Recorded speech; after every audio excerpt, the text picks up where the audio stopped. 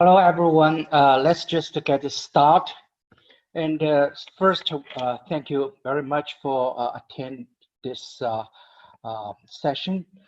Today, we will discuss about stabilization of failing slope. Initially, I was going to discuss three topics: soil nailing design, soil nail wall facing design, and the retaining pile design. But I realized uh, we really don't have enough time to cover all three topics. So I would just take the first two topics to the next session and concentrate on the third one, retaining pie design. I could go very fast just to show how to use Visual Slope design that. But I think we should know the mechanism and how of this design. So I will go a little bit in details. First, what is retaining piles? Mainly, if a slope is failing, one of the methods to stabilize it is to draw or install a row of a pile in the lower section or the middle section to stop this failure. I'll show you a picture. First I have to acknowledge this picture is from a Cincinnati company called Gatto. This is the Cincinnati, Ohio project. Since Ohio is a hilly area, and this is close to downtown, the slope slide from up and down gradually to stop failing. Gatto was installing a row of soldier piles to stabilize the slope. This we call it retaining pile. You can see they drill a hole and fill concrete, then put the H pile into it to stabilize it. To design this type of retaining system is a little bit different from the others. For other shoring system or a gravity retaining wall, what you can do is you would know the soil pressure. Usually we use like active soil pressure or at rest, or somehow based on the bracing system you use. You would know that before you design. However, for a failing slope, how much force will on the slope, on the piles is really depending on the how stable this slope is. If the slope is stable, if you just draw a row of pile into it, then the pile will not feel any pressure. But if a slope is failing, but it still hold on a little bit, the pile will feel a little bit of pressure. But if the slope is really failing, then the pile will feel more pressure on it. So the first key issue is how do we determine how much pressure will be on the piles and at which location. Once we have those, then it's easy for us to design the piles. So we'll discuss those first. First, as we discussed last time when we talk about slope stability, we introduced the slice method and say if we want to determine how much the sliding force and how much the resistance, to make it easier, we use slides method. So if we just see this is the slope, we cut the slope into like a series of slides. For one particular slide I, we can have the width of the slide. We say it's dx, and we can also measure out the average height of this slice. So if you time the average height by the width, you get the area of this slide. And then you multiply The width of the depth of the slice usually is like a 1 foot or 1 meter. Then you will get the volume of the slide and multiply the volume by the density of the soil. You get the weight of this slide. We say it is Wi. We can also measure this failure surface under this slide. There will be angle between the horizontal line and this curve. We say it is alpha. Say it's alpha I. So if we multiply this weight by sine alpha, then we get a component. It's parallel to the sliding direction. We call this is the slide force, which is Wi times sine alpha. And the same way, we also can determine the normal force to the slide, and that is Wi multiplied by cosine alpha. So this is the normal force. The normal force minus the pressure and multiply by the friction coefficient of friction, which is tangent phi, then we will have the resistance force from friction. And also, if the soil is cohesive, then we can multiply the length of this curve by the cohesion. Then we get the resistance from the cohesion. So the resistance force includes two parts. One is from cohesion, which is this portion, and the second portion is from an effective normal force and multiplied by the cohesion coefficient of friction, which is the resistance force from the friction. So these are the sliding force and the resistance force of this slice. And if we add up these slides together and consider the force between the slides is action and the reaction, so they will cancel out. So we will have the total resistance force and the total sliding force, and this function actually is the effect of safety. So that's the basic principle of slice method. And we will give example just to show how does that work. And then we go step by step into how to determine the force on the piles. Say if we have a slope which is 20 meters in height, and we slice this filling body into 6 slices. The soil density is 20 kilonewton per cubic meters. If you can convert that to pound per square foot. That's just a number, and the cohesion is 10 kilopascal, and the friction angle is 20 degrees. And these 6 slides, each slide the width is 8 meters, except that the last one, which is 6 meters. It's we cannot cut it so accurate, everyone the same. And we can also measure the angle out. The angle is this line respect to the horizontal line. If it's counterclockwise, we say it's positive. If it's clockwise, we say it's negative. Also, we can measure out the pore pressure if we know the water table, and we can measure this out. So once we have those, we put those numbers into a table. This is a table. We have slides from 1 to 6.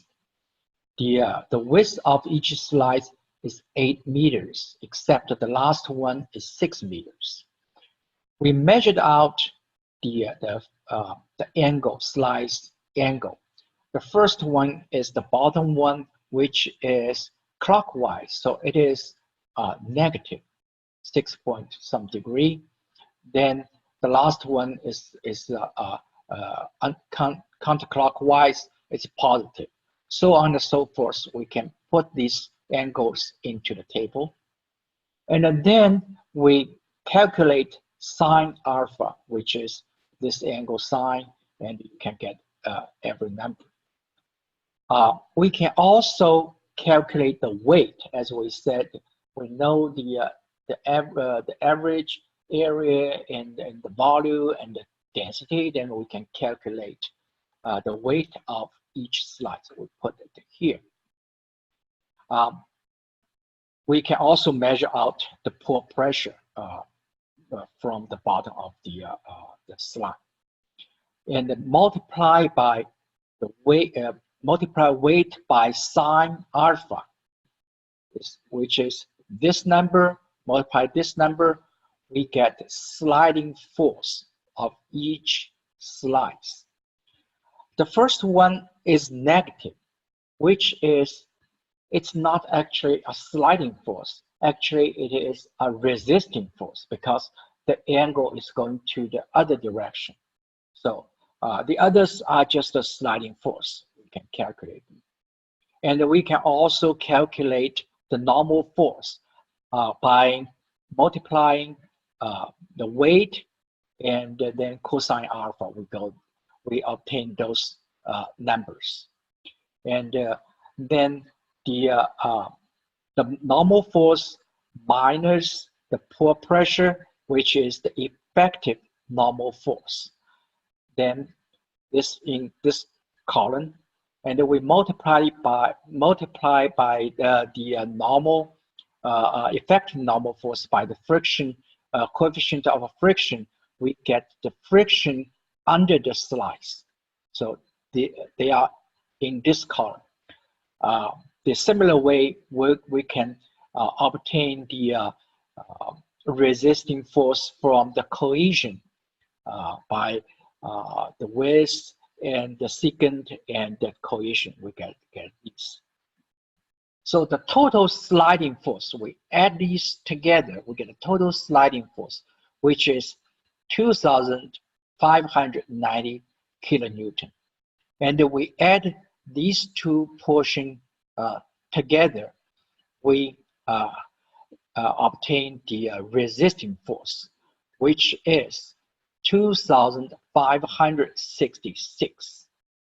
To calculate the factor of safety, we divide the resisting force by the sliding force, and we receive 0.99, which is slightly below 1.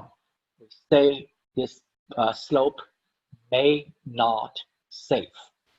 So try to stabilize this slope. We install a row of pi between slides 3 and 2. So now we say everything above the resisting pile, we call it upslope. Everything below this retaining pile, we call it downslope. The retaining pile, when we install that, the purpose is to protect the upslope. It may not protect downslope. If the downslope will fail, it will still go. But if in some case, maybe like this, since we stopped the upslope sliding, then we almost cut the force from the upslope to the downslope, may make the downslope safe. So it's just indirectly protect the downslope, may not necessarily happen. This is the case. Say we want to make a upslope safer. then how much the force will be on this pile? We just do something a little bit more. We separate the table we just discussed into two portions. The upper portion is for the downslope. It contains slide 1 and 2. And the downslope, the lower portion contains the upslope, and it contains slides from 3 to 6. Everything is the same. The width, the alpha, sine alpha, the weight, and everything from here, here, here, here. The total number are the same as the last one.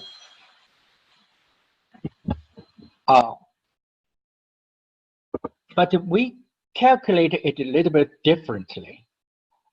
Say we want to calculate the slide force for the downslope.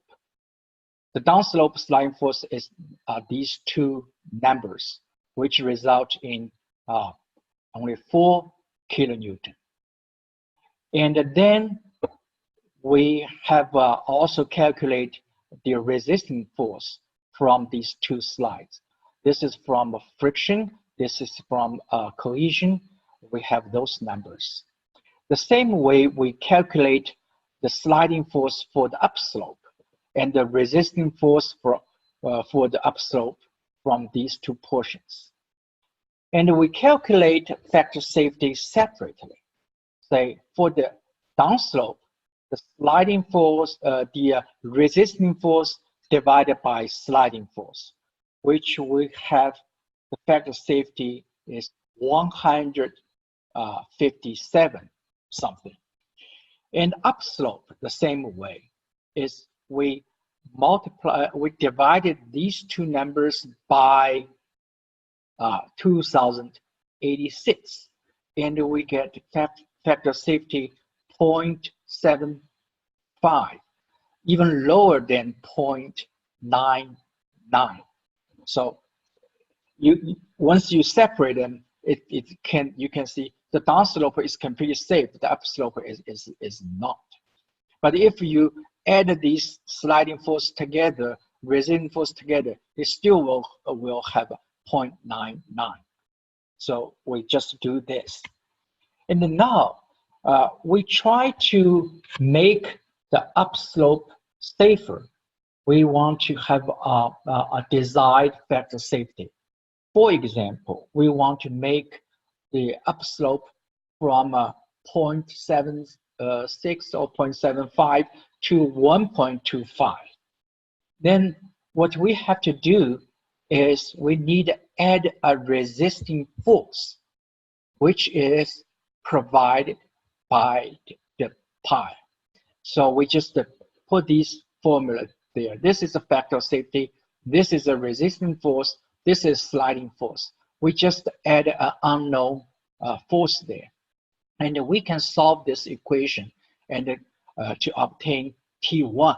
T1 is 1,298, which is, it means that if the pile can provide 1,298 kilonewton per meter, then the slope, the upslope will have a safety factor of 1.25. So this is the way we figure out how big the force will be on the pile, and we assume it's from 2/3 from the sliding surface, and we can convert that into a triangle distribution force. And then we can, once we know this force, we know how much deeper this pi need to go to have a retaining force, just a resisting force here, which is most likely a passive earth pressure to balance this force is going this direction and the reaction is going this direction. They must balance in the horizontal direction. And also, it has to be balanced from the rotation. If this force push, the pile will rotate this way, the counterclockwise way. And this force will make it the other direction. So these forces must be also balanced. Use these two equations, we can determine how deep the pile would be. So this is the way to determine the force. Then we look further deep. Say, in some case, like in this case, the downslope factor safety is 154 something. So can we get some support from the downslope? So let's think about that. If now the downslope has a factor safety very high, we said that we can make a downslope factor safety a little bit lower, say it is 1.25. Okay, so for the downslope, before was 100 something for the factor safety, now it's 1.25, which means the downslope receive more sliding force, which is T2. And we can solve that equation. We find that T2 is about 500 kilonewton per meter. So since this force actually is from the pile to push the downslope, in reaction, the pile will also receive the same force in the opposite direction. So now we have a 500 kilonewton in this direction. Originally, the pile was experienced 1,289 kilonewton per meter. So the net force on the pile now is 798. So the force is lower, which means maybe the embedment length can be reduced. The pile section can also be lighter. So that is the way you can count on the downslope. But sometimes you cannot, because, for example, downslope originally is very small. It's less than 1. Then you really cannot get any force from downslope. So this is the downslope condition. Now, once we obtain the force on the pile, then next step, we can design the pile. And before that, I try to clarify something before we go to the actual design. Say this is a retaining pile or soldier pile walls, and the piles are not a continuous wall. It has its own spacing, say from here to here, 2 meters or 4 feet, 5 feet. There's a spacing, and yes, the pressure acting on the pile actually is the width is, we call the retaining width, is equal to the spacing of the pile.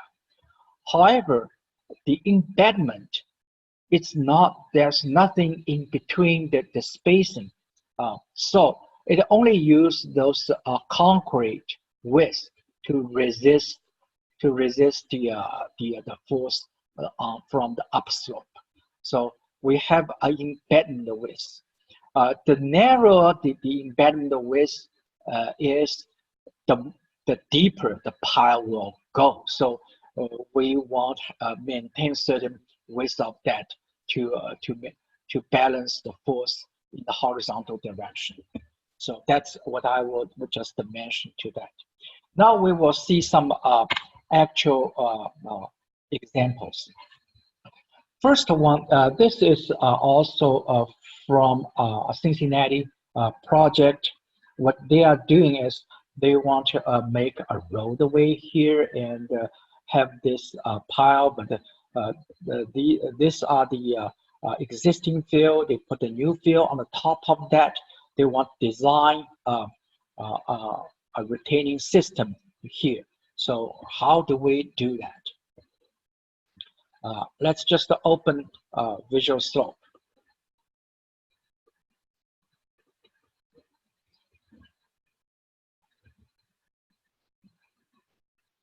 Once we open that, we just browse it to the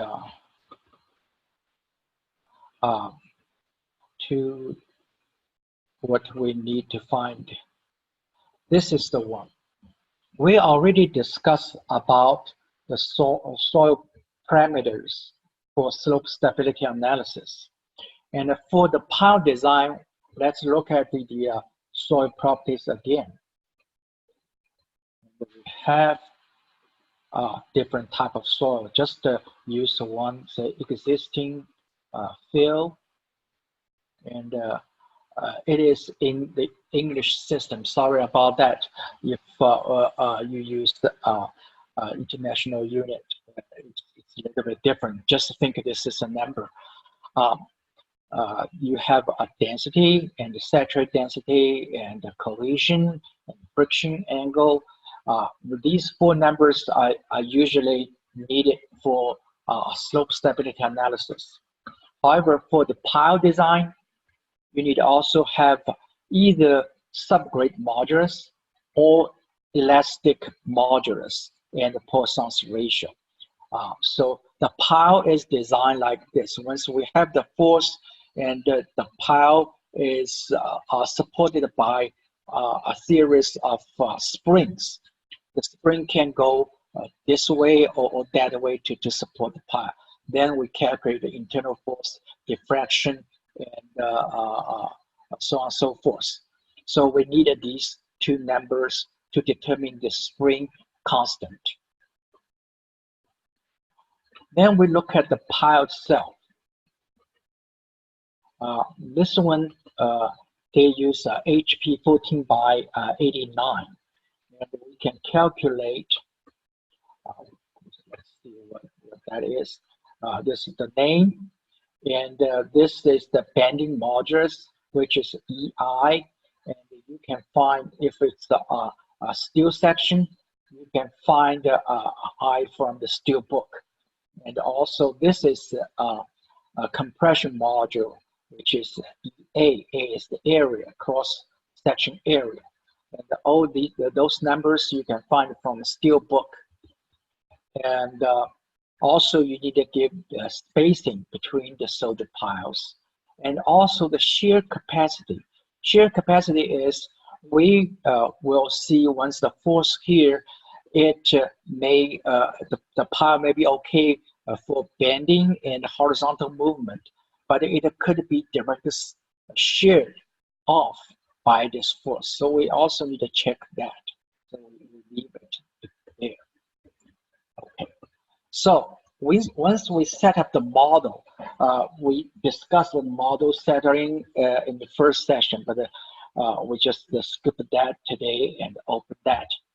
And once we need to do a retaining pile design, we put this in and we choose retaining pile button. And it tells you do not use Spencer or Morgenstern method. So we just say okay, because those methods won't give you the force on the pile. So that's why it uses iteration system, so you won't get that. So that's why we do not use that. But you can, it is just open a regular slope stability page, except here, resisting pile design, you need to check that. If this is not checked, then you are not receiving the design. So let's say we want the upper slope be 1.25. And here already calculated for you the retaining width and the embedment width. But this embedment width, it's only count on the pile, the steel section itself. Actually, in the reality, it's bigger. It's a 3 foot diameter pile, so we put a 3 there. But you can just adjust according to your project.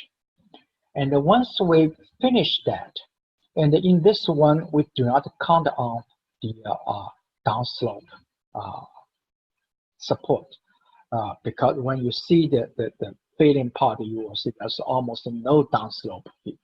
This is almost the last one.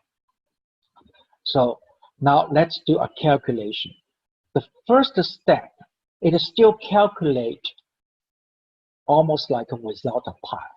The purpose of this calculation is calculate the initial factor of safety and also find where the pile is, how much force it could be on the pile. This is the purpose of this first calculation. So we run a slope stability analysis. I assume everyone knows how to run it.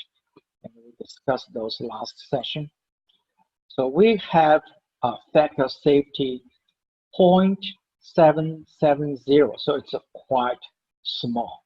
And this is the failing surface.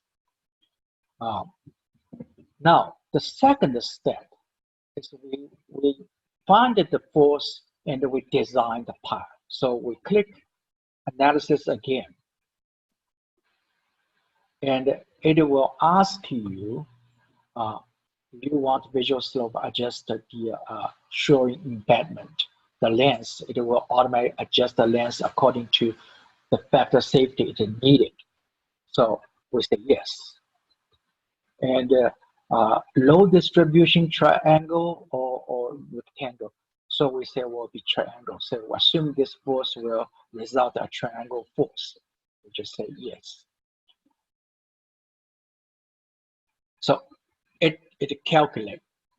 It tells us the downslope sliding force is 53 and the resistance is 44 because the pi is sliding into that. And the upslope sliding force is 16,884. And the resistance is 13,000 some. And so if you put these numbers together, and you will have a 0.77 factor safety. Now we want to make it 1.25. The pile need to provide 8,101 pound of force per meter. If you add this and that together, then that will be the resisting force. Then you divide it by this number, you will find the factor safety is 1.25. Or if you add these together, you will have the total, the new resisting force, and you divide this force by this force, you get 1.25. So that is the calculation. Now you can see the result for the pile, and you can click. This is the bending moment for the pile, and you can have a shear force. You can have a diffraction. The diffraction is about like less than 1 inch. It's almost like a 2 centimeter diffraction on the top, and the numbers will be listed here. So with those numbers, you can select sections again and do a detailed design. So this is Visual Slope actually help you how to design retaining piles for slope. So this is the one example, and I will give you the second example.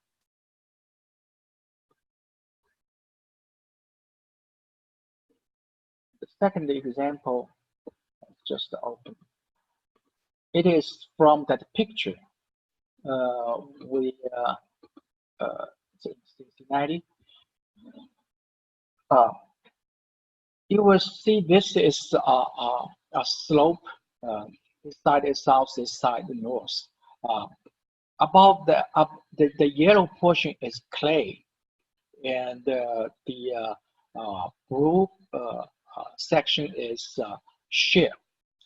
And we find this 2007, early 2017, this slope is sliding over the top of the shale. We use this example, and company Paracon did a study and together did a construction, but we just use this example, say how would you design a retaining pile. And the first, we also put a pile in, and we know this is almost like a 23 feet tall. If this is the, we use a cantilever pile, that high wall, it never can work. Use a cantilever. I cannot say never, but it's, at least it's not cost effective. And most likely you want to use a tie back to hold this retaining system. We already see the soil property, the pile property. Let's just see the tie back property. How do you define those?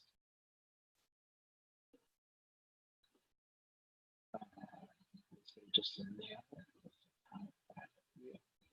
And we give a name, just to say tile 6. This is the borehole side diameter.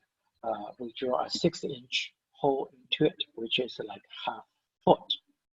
And then the bond strength between the grouting and the shell is about 30 psi. We convert that to pound per square foot.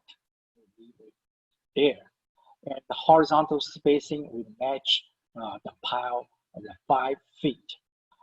The tendon capacity, which is the tendon may be broken. The tendon capacity is how many? 330,000, and the head capacity we kind of lock that. It's also 330,000, and compression, you need it, you do not need it, but we just calculate it and we add that. It's 3.7 10 to 8, and we think it's a tension nail or anchor, so we put it there. So, now we doing the design. We also need to use 2 steps. The first step is calculate the factor of safety, and also determine where the pile is. Actually, the program will remember where the pile is and find the force for the pile. But before we do any, before we do slope stability, I want to take this anchor out for a moment, because otherwise the anchor will provide some reinforcement for the slope. So actually, this one will not install until the slope stability analysis is complete. So I will just disable that for a moment, deactivate it, so it will become a dashed line. And we connect, we click this again, and we say yes. So we open this page again. So this time we also want to have a 1.25, and we want to consider, if we can, consider the support from the downslope, but we don't know it will or it will not. The program will tell you if it cannot provide. It will tell you the downslope cannot provide assistance. And also here actually is 3 instead of 2. 2.2. So once we have these, we calculate. The calculation is complete. The fact safety is 0.967. And this one, last time when we discussed about slope stability analysis, it's called composite failure. Composite failure is in the soil portion, it's a circular. It's a circular. But once this circle hit the top of rock, it will slide according to the line of the rock, and then going back. So this is the composite failure we used. So we will calculate that, and then we can also do the calculation for the pile now. We'll ask you, do you want to adjust the depths of the embedment? We say yes. And also triangle failure surface. Oh, I did not put the tieback in. You see, then this one will go so deep, and let's see how deep it is.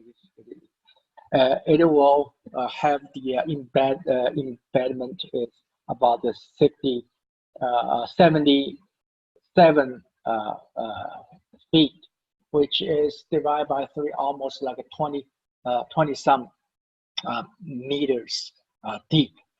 Definitely, it's not cost effective. So you can do that. So it will still give you, and also give you, I think probably very large diffraction too. So very large moment, very large diffraction, and it definitely cannot go. So we really have to do the tiebacks. So we just go back.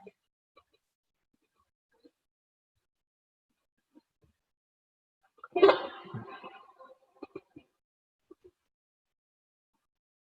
have to do it over again, but actually it's good just to show if we do not use tieback, what will happen.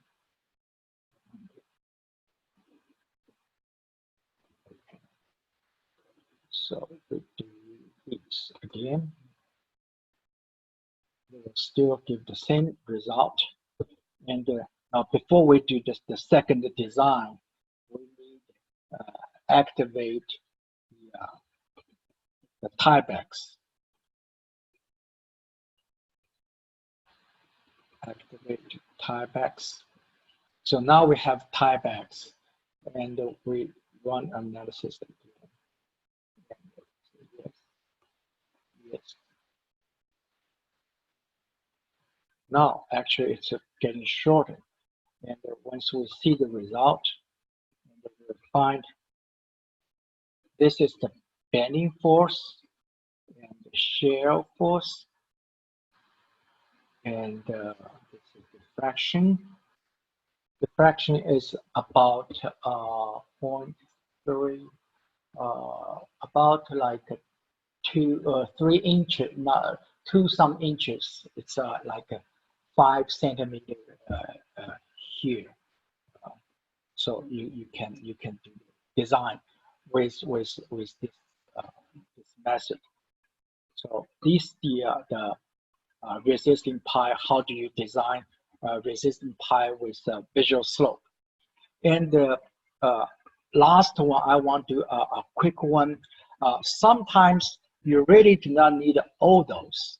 There's some other situation. For example, I'll give you an example. It's also a real project. It's in different countries. And this is an airport. They want to build an embankment. This top is the runway. But when they calculate, they find the factor of safety is just not enough.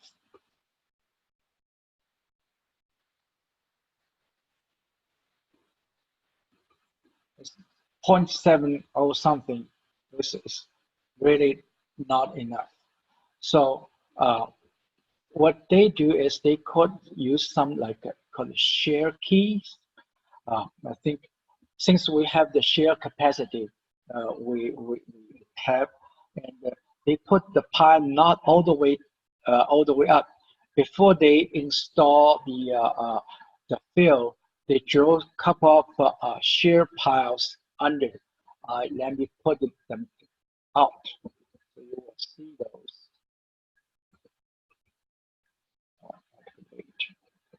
Piles.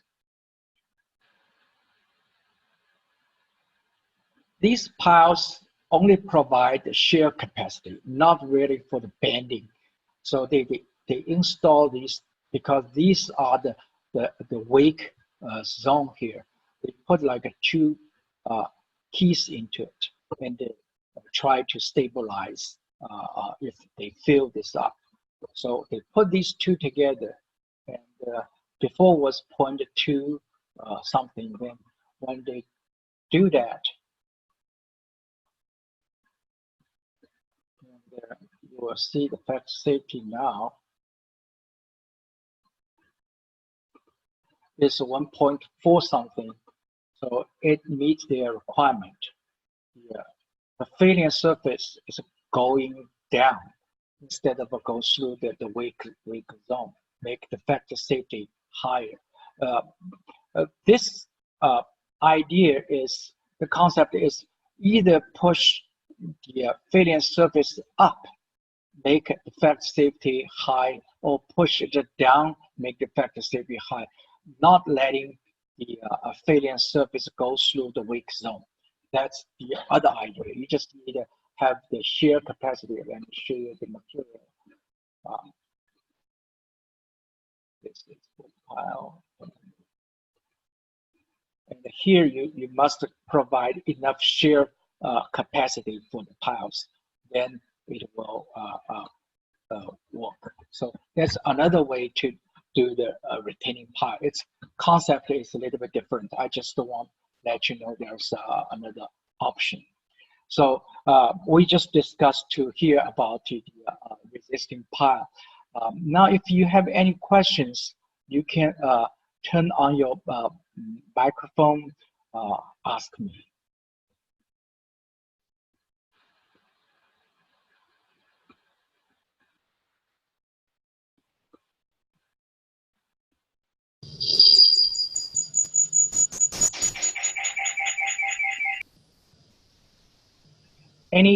Any questions?